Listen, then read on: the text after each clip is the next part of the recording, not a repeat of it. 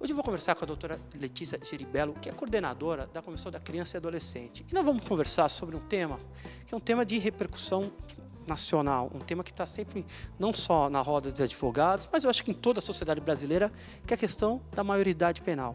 Como ela atinge, o que ela modifica. A gente vai trocar uma ideia com a doutora sobre esse cenário. Primeiramente, é um prazer tê-la aqui, doutora. Muito obrigada, boa tarde. Doutora, eu queria saber, dentro das discussões todas, primeiramente a minha pergunta vai, a senhora é a favor ou contra? Bem simples. Eu particularmente sou contra a redução da maioridade penal. Eu acredito que isso não resolve, não atinge, não resolve os problemas sociais, né?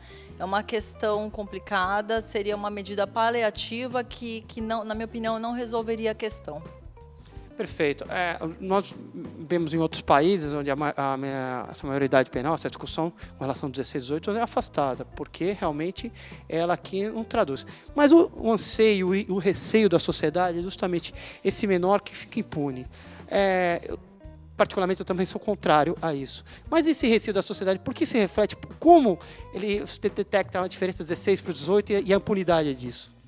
Na verdade, o Estatuto da Criança e do Adolescente é uma lei de 1990.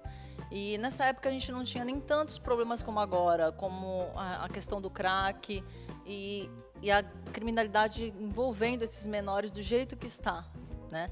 Eu acho que é uma lei completa, que precisa de algumas mudanças em relação aos menores que são reincidentes. Eu acredito que precisaria um aumento de pena, porque a pena máxima hoje no Estatuto da Criança e Adolescente é de 3 anos. Nenhum adolescente passa mais do que isso na Fundação Casa.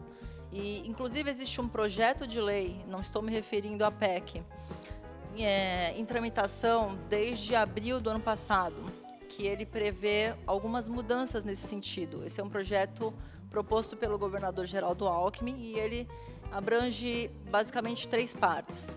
A primeira seria esse aumento do tempo em que o menor infrator passaria na Fundação Casa. Para crimes hediondos, ele prevê até 8 anos. Tá? A segunda parte seria esse adolescente a partir dos 21 anos, ele não ficaria nem junto com os infratores de 12 a 18 e também não ficaria com presos comuns, ele teria um regime excepcional de tratamento, até cumprir, no caso, os 8 anos em crimes hediondos, como é a proposta da medida. E a terceira parte seria para punir os maiores que utilizam essas crianças nos crimes, caracterizando nos delitos a agravante para esses maiores. Eu acho que isso atenderia muito mais a sociedade do que a simples redução da maioridade. A senhora doutora tocou num ponto importante, que é a Fundação Casa. Fundação Casa faz parte do sistema penitenciário, um sistema praticamente falido. Além da questão da legislação também, que às vezes percebe-se que ela está indo à bancarrota também. O sistema prisional brasileiro, não importa seja a Fundação Casa, o sistema prisional em si, ele está falido. Esse eu acho que é um ponto importante, né? A população carcerária no Brasil é aproximadamente de 750 mil presos entre homens e mulheres. Quer dizer, isso agravaria essa redução ainda mais desse problema, que assim, a priori a gente não enxerga uma solução imediata para isso. Quer dizer, agravaria ainda mais o problema carcerário, essas crianças ficariam jogadas. A Fundação Casa já não atende, porque seria, na verdade, uma instituição educacional. Eles teriam que aprender uma profissão, teriam que ser educados. Isso já não é realizado. Imagina eles ficando num presídio, numa instituição prisional. Isso ficaria muito pior. Isso não consertaria, eu acho que agravaria a situação. Isso é um problema sério, mas que a gente toca num ponto que é bem assim, um ponto crucial dessa situação, é o medo da população. E qual seria uma expectativa assim, a médio, longo prazo, que poderia assim, aclarar um pouco a sociedade e acalmá-la? A população ela tem uma sensação de impunidade, tá? O que precisa é que exista a fiscalização, como ocorreu, exemplo, na Praia Grande. O juiz da Vara da Infância e Adolescência, Dr. Vinícius, junto com o promotor, eles fizeram uma operação na Praia Grande, junto com a DIG, para prender os menores infratores que estão cumprindo medidas em meio aberto, mas que, na verdade, eles não cumprem. O que precisa é a fiscalização. Existe para isso uma previsão no Estatuto da Criança e do Adolescente da internação-sanção, que ela dura até 3 meses para esses adolescentes que já estão cumprindo, teoricamente, deveriam estar cumprindo a medida socioeducativa e não o fazem. Então, eu acredito que o que precisa é essa fiscalização, é essa parceria do Poder Judiciário com a polícia para estar aprendendo essas crianças que não cumprem as medidas, os adolescentes, desculpa. Na verdade, a sociedade toda deve se mobilizar, né? Porque hoje, inclusive, saiu no jornal que um menor que havia assaltado ligou para a polícia para prendê-lo, para ter uma dimensão. Até as famílias protegem, porque a gente não tem só o menor abandonado, o que na rua nós temos hoje diferentes faixas econômicas, inclusive não tão pessoas na miséria assaltando também, né? Então, esse problema ele não existe só numa faixa social, abrange todas as faixas sociais.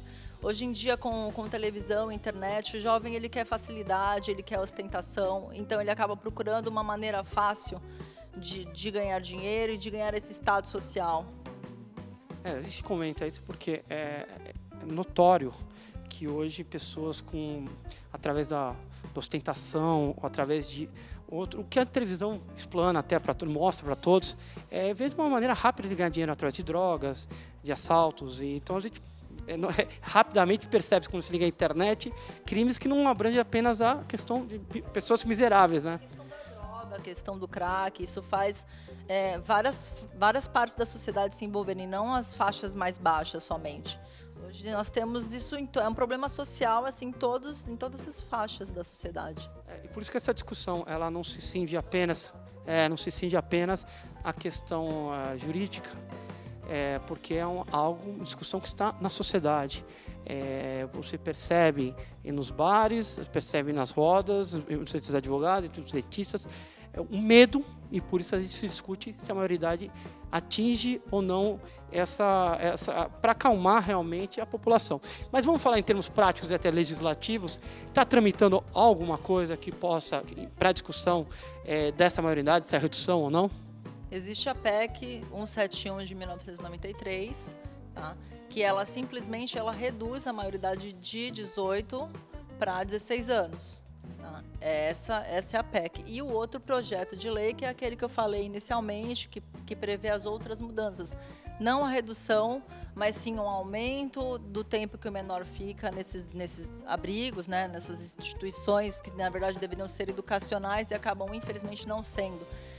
A questão, eu acho que é essa mudança na estruturação da Fundação Casa. Eu acho que é a partir daí que começa a grande mudança, que eu acho que é uma luz no fim do túnel.